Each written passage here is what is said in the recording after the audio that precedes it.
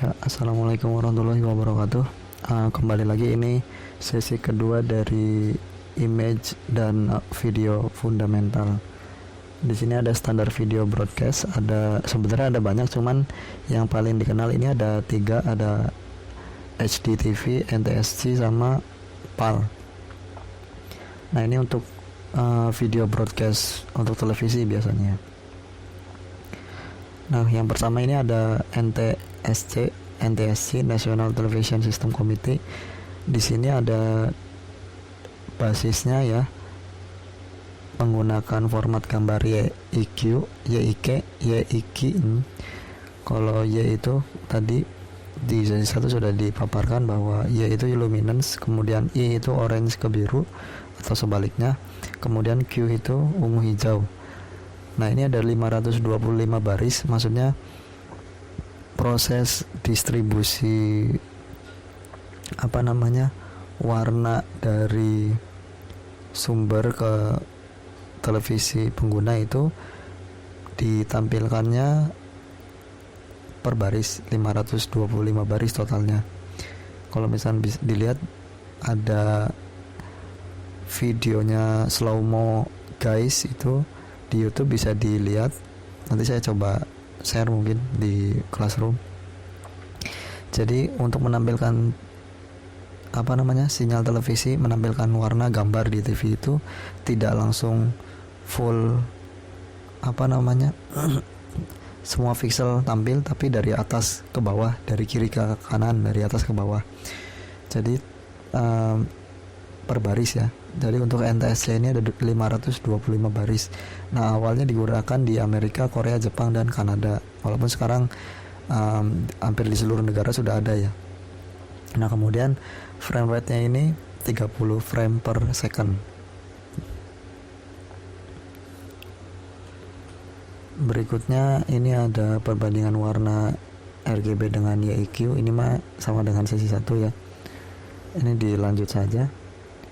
Nah, untuk yang jenis standar video broadcast yang kedua itu PAL, ada 625 baris. Kemudian awalnya itu digunakan di sebagian besar Eropa Barat. Ini FPS-nya lebih rendah dibandingkan dengan NTSC, hanya 25 fps. Kemudian untuk format warnanya, gambarnya menggunakan format atau model warna YUV. Sama PAL juga sudah banyak digunakan di seluruh dunia. Ini masih sama dengan yang tadi, digunakan di Eropa, khususnya di Prancis awalnya ini ya, Rusia dan Eropa Timur. Kemudian refresh rate-nya sesuai dengan FPS-nya itu 25 fps atau 25 Hz dengan jumlah baris 625 baris. Kemudian ini ada HDTV, High Definition TV. Ini standar televisi dengan gambar layar yang luas ya, kemudian lebih jernih, dan kualitas suaranya itu minimal CD audio atau MP3 kalau yang di pertemuan sebelumnya. Nah, untuk aspek rasionya ini widescreen 16:9. Kalau misalkan TV yang lama itu masih 4:3 dengan resolusinya itu jumlah barisnya 1125 baris.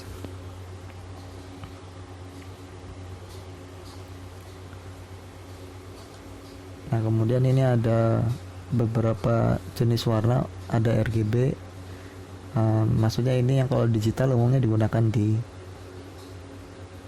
RGB, yang menggunakan RGB kalau yang digital. Kemudian untuk yang di percetakan, untuk ngeprint kita gunakan kombinasinya 4 warna, ada cyan, magenta, yellow, dan black.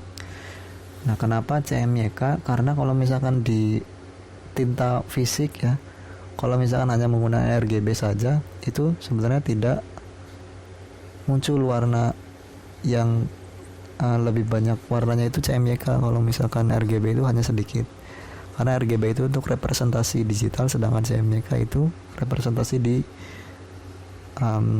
dunia atau fisiknya. Makanya kalau misalkan RGB itu harus di-convert menggunakan ketika dicetak menggunakan format CMYK. Kemudian ini jenis yang berikutnya, spot itu berarti berdasarkan dot atau titik.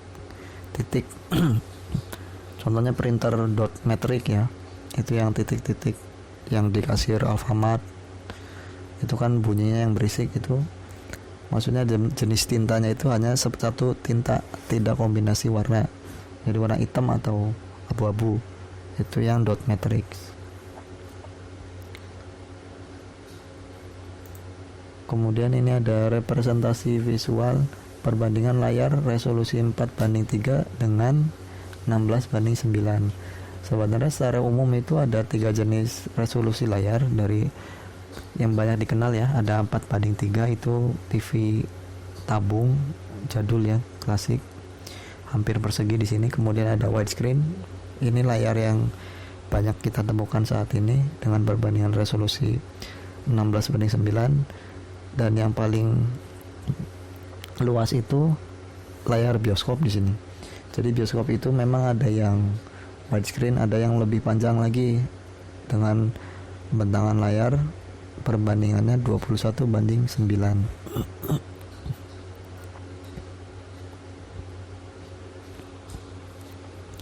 Ini ada perbandingan resolusi berdasarkan jenis layarnya. Di sini dapat dilihat yang paling atas itu untuk layar 21:9 atau layar yang tadi ya, CinemaScope. Kemudian ada yang kedua itu kualitas layar dengan resolusi 16:9, dan yang paling bawah itu layar dengan perbandingan resolusi 4:3. Jadi ini untuk jenis layarnya beda resolusi, tapi ukuran incinya sama ya, dari diagonalnya itu 55 inci.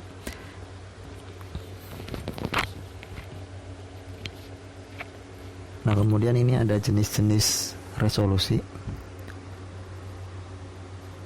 Ini ada CGA, Color Graphic Array, kemudian EGA, VGA, XGA, SVGA, dan seterusnya. Lebih detail bisa dicari sendiri untuk jenis resolusi layar monitor.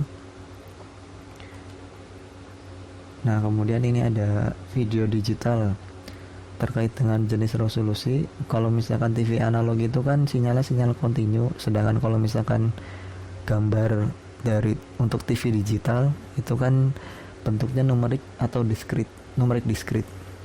Nah, jadi untuk TV digital ini sinyal yang diperoleh itu akan disampling. Sampling itu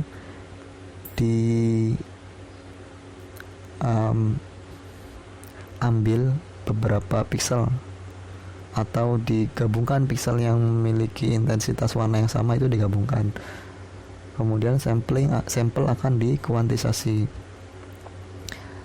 Sampling itu maksudnya jadi gini, kalau misalkan di video setiap blok pixel akan diambil pixelnya sejumlah 8x8 pixel. Kemudian 8x8 pixel itu kan hasil samplingnya 8x8 akan dikuantisasi. Dikuantisasi itu maksudnya dihilangkan nilai-nilai pixel yang tidak terlalu berpengaruh terhadap penglihatan manusia. Untuk detailnya nanti di slide setelah pertemuan yang fundamental ini, nanti ada teknik atau cara kerja kompresi video atau gambar digital. Nah, kemudian subsampling. Nah, untuk subsampling berarti ini untuk mengurangi resolusi atau ukuran gambar. Caranya nanti di halaman berikutnya di slide ini. Jadi untuk TV digital dilakukan sampling, kemudian kuantisasi. Setelah dikuantisasi dilakukan subsampling. Jadi gambar itu direpresentasikan oleh pixel array. Nah, ini ada sample quantization atau resolusi pixel. Jadi ada istilah namanya bit depth. Bit depth ini banyaknya kombinasi warna yang dapat dihasilkan. Jadi kalau misalkan di untuk sampel luma atau chroma tanpa kompresi itu satu pixel itu memiliki 8 bit atau 1 byte. Sedangkan untuk gambar yang true color ini di sesi 1 sudah dijelaskan ya. Karena true color berarti ada 3 byte yang mewakili warna red, green, dan blue. Nah contohnya kalau misalkan di gambar ini ada A, B, C, D sampai F, itu adalah gambar grayscale atau luminance. Bisa dilihat bahwa kalau misalkan bit depth-nya itu 1, berarti itu memiliki hanya 2 warna, hitam dan putih. Maksudnya gitu, 2 pangkat 1 kan 2.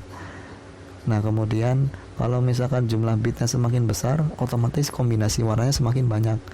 Di sini yang F yang paling tinggi itu memiliki 64 jenis warna hitam ke putih.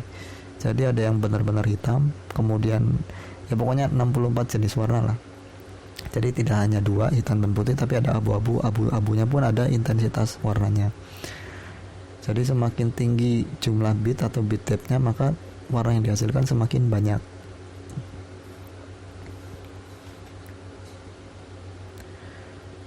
Nah, tadi kan ada subsampling. Nah, subsampling ini lebih ditekankan pada chroma subsampling. Kalau lumanya hanya sebagai ya untuk pencahayaan ya, terang atau redupnya suatu warna. Nah, dilakukan subsampling. Subsampling ini untuk mengurangi resolusi atau ukuran gambar.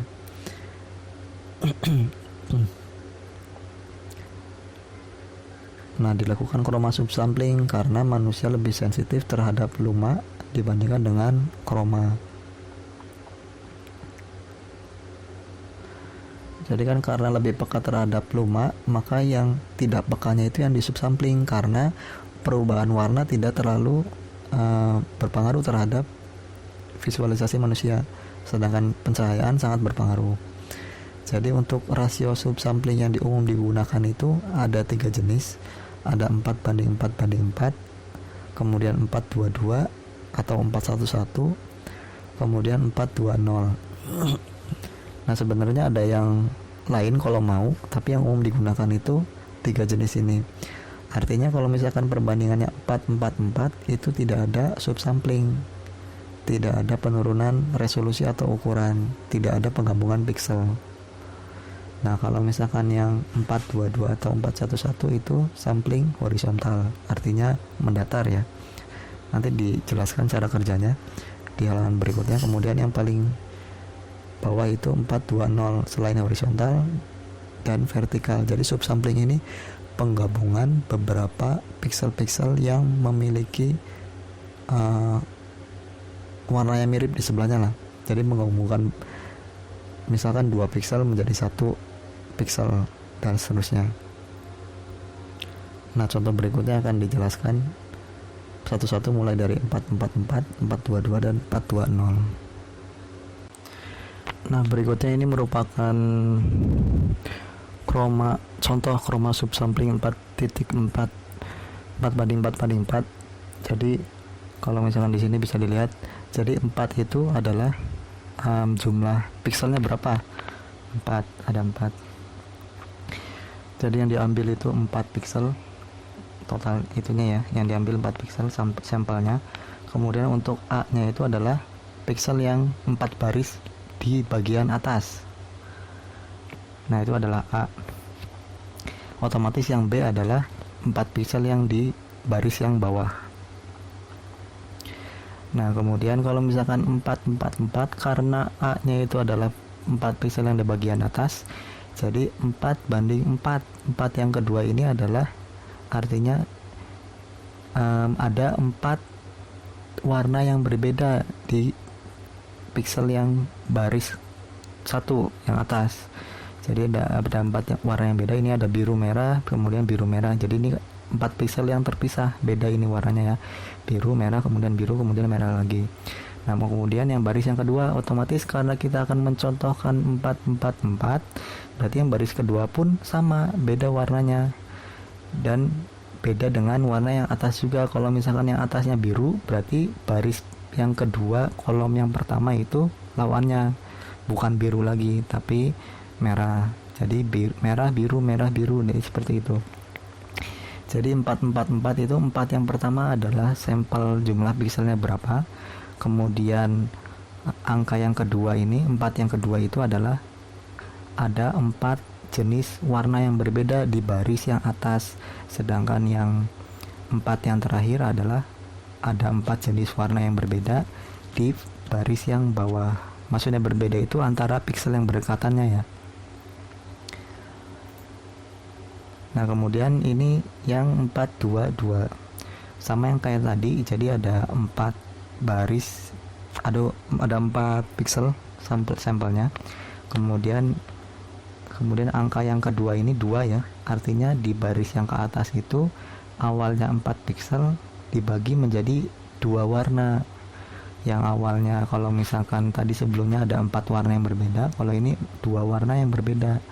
Artinya di sini birunya disatukan. Jadi 2 piksel yang atas ini, baris atas, warnanya dijadikan warna biru, kemudian 2 piksel yang sebelahnya yang atas itu dijadikan warna merah. Nah, kemudian yang kedua yang posisi terakhir 422 ini. Jadi yang posisi terakhir sama baris yang bawah itu dibagi menjadi 2 warna. Menjadi 2 warna tapi beda dengan yang warna yang atasnya. Maksudnya gini, jadi ini hasil akhir 422. Jadi ada 4 sampel pixel dengan 2 warna di baris yang atas dan 2 warna yang berbeda di baris yang bawah. Kemudian chroma subsampling yang berikutnya 420. Jadi sampelnya 4, kemudian yang baris atas sama dibagi menjadi 2. Nah kemudian karena ininya 0, berarti yang bawah itu tidak dibagi warnanya, artinya mengikuti yang atasnya. Jadi yang dari atasnya itu akan menyebar warnanya ke baris yang bawah. Biru, 2 piksel biru ini akan ke 2 piksel yang bawah, sedangkan 2 piksel yang merah akan ke baris bawahnya. Makanya ini 0. Jadi warnanya itu tidak dibagi, warna yang lain tidak dibagi. Jadi 0 kan tidak dibagi dengan warnanya tidak ada, maksudnya tidak dibagi. Yang atas itu berarti 4 piksel dibagi 2 warna yang beda. Kalau yang bawah berarti 4 piksel dibagi 0 warna yang beda. 0 warna berarti tidak ada warna. Makanya dari yang biru yang atas ini ke bawah, yang merah dari atas ini ke bawah. Makanya disebutnya di sini bisa dilihat 420, yaitu proses subsampling dari horizontal. Horizontal itu maksudnya yang atas itu kan biru, awalnya cuma satu kotak, kemudian menyebar ke sebelahnya, itu kan horizontal, mendatar. Nah kemudian vertikal dari yang biru yang mendatar ini akan menyebar lagi ke kolom baris yang kedua yang bawah. Nah itulah contoh chroma subsampling 4.2.0.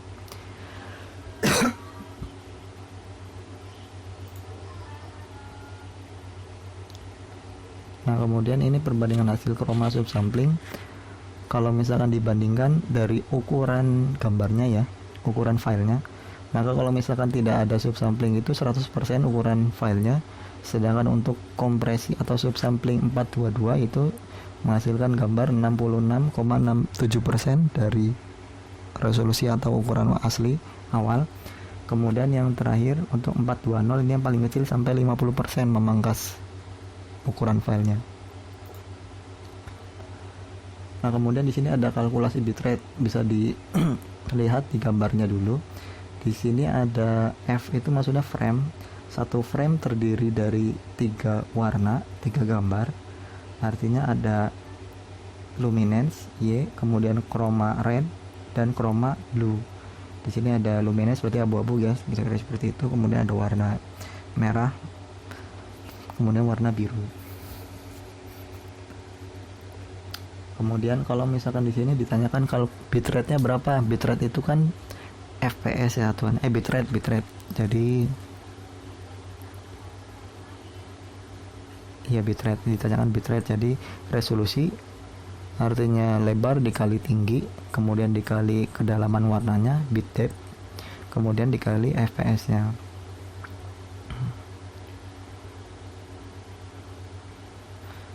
Kalau fps frame per second, berarti kalau bitrate satu frame itu terdiri dari berapa bit kan. Nah, kecepatan ini itu berapa, jadi bitrate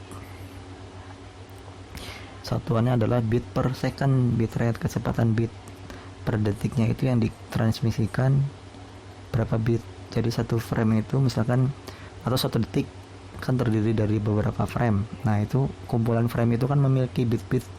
Nah, misalkan 30 frame per second.